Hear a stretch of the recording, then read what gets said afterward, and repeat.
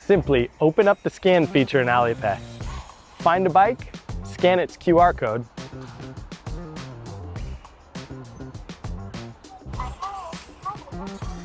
and it's that easy.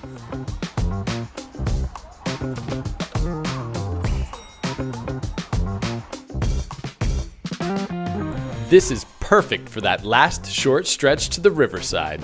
And this is such a good ending. All right, I'm wrapping things up here at the Lujiasui Riverside, and I've got the entire Shanghai skyline all around me. We've got the Bund back across the way, and all the lights are on. It looks like this every night. Absolutely stunning. And if you're spending more time in Shanghai, there are a few more apps that you should know too. WeChat is one of the biggest everyday apps here, especially for messaging and staying connected.